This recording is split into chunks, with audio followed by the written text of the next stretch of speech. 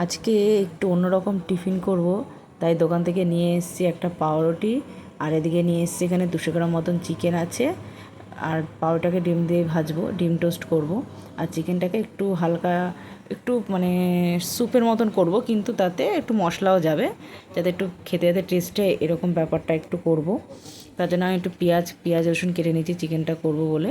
আর এদিকে আমি কড়াইটাও বসিয়ে দিয়েছি। কড়াইটা গরম হয়ে গেছে, কড়াইতে দিয়ে দিলাম তেলটা যে গরম হয়েছে আমি ওতে দিয়ে দিলাম পেঁয়াজ আর রসুন।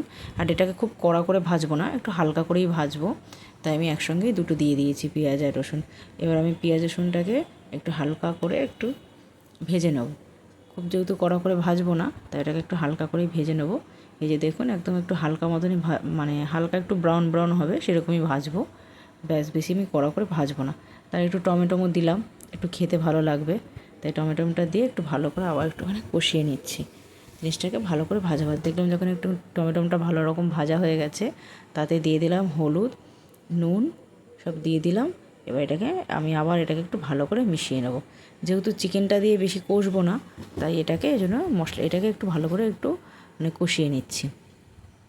দেখুন কি সুন্দর কষে গেছে, টমেটোটাও ভালো মতন সেদ্ধ মতন হয়ে গেছে, সবই ভাজা হয়ে গেছে। এবার আমি চিকেনটা দিয়ে দিলাম। এবার চিকেনটা দিয়ে এটাকে আমি ভালো করে নাড়বো, কিন্তু এটা কিন্তু খুব বেশি ভাজবো না, ওই 2-3 মিনিটের মতনই চিকেনটাকে ভাজবো, খুব একটা বেশি ভাজবো না। যখন হালকা একটু ভাজা ভাজা ভাব আসবে, কারণ যেহেতু একটু সলিড পিস তো, বেশি ভাজা হলে পরে তোমার সেটা খেতে ভালো লাগবে না। তাই এটা হালকা হালকা একটু ভাজা হলে মশলার সাথে এটা খেতে খুব ভালো লাগবে। তাই আমি এটাকে হালকা করেই ভাজবো চিকেনটাকে যে দেখুন সুন্দর হালকা করে আমি ভেজে নিয়েছি চিকেনটা, একদম পুরো হালকা মতন করেই ভেজে নিয়েছি। দেখুন বেশি একদম ভাজেনি। এবার আমি এতে জল দিয়ে দিলাম, জল দিয়ে যেহেতু একটু স্যুপ মতন করবো, তাই একটু বেশি করে একটু জল দিলাম, যাতে স্যুপটাও থাকে, গ্রেভিটা দিয়ে পাউরুটি দিয়ে খেতে বেশি ভালো লাগবে। আর এতে শুধু মশলা যাবে, একটু মিট মশলা দেবো। এই মিট মশলার এতে সেন্টটা মানে মশলার এটার গন্ধটাতে আর এটাতে খেতেও বেশ ভালো লাগবে, ওই জন্য মিট মশলাটাই শুধু দেবো। ব্যাস, এবার এটাকে আমি দিয়ে ভালো করে নেড়ে এটাকে আমি চাপা দিয়ে রাখবো চিকেনটা সেদ্ধ হওয়া অবধি। ব্যাস, আর এতে আর কোনো মশলা যাবে না। দিয়ে এবার আমি এটাকে চাপা দিয়ে দিলাম, এটা হোক। আর এদিকে যেহেতু আমি ডিম টোস্টটা করবো, তাই এদিকে আমি পেঁয়াজ কাঁচা লঙ্কা সব নিয়ে নিয়েছি, দিয়ে দিলাম ডিম ফাটিয়ে, দিয়ে এবার আমি এটাকে ভালো করে মিশিয়ে দেবো। দিয়ে দিলাম একটুখানি নুন দিয়ে এবার আমি এটাকে ভালো করে মিশিয়ে দেবো, যাতে ভালো করে জিনিসটা ভালো করে মিশে যায়। একদম সুন্দর করে আমি এটাকে ফাটিয়ে মিশিয়ে দিলাম। মিশিয়ে এবার আমার এখানে কালকে রান্না করা একটু তেল ছিল, ওই সাদা তেলটা, যে ভাবলাম তাহলে এই তেলটাই দিয়ে দিই, একটু মানে বেশি পড়ে গেছিলো, কড়াইতে তুলে রেখেছিলাম, তাই ওই তেলটাই দিয়ে দিলাম। ওই তেলটা দিয়ে দিলাম, তেলটা যে গরম হয়েছে, তারপর আমি দিয়ে দিলাম ডিমটা। ব্যাস, ডিমটা দিয়ে দিলাম। ডিমটা এবার হালকা ভাজা হলে তাতে এবার আমি পাউরুটিটা কেটে দিয়ে দেবো।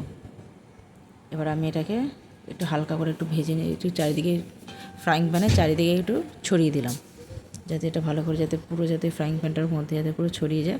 এবারে আমি পাউরুটিটাকে কেটে, আর এতে আমি দিয়ে দেবো।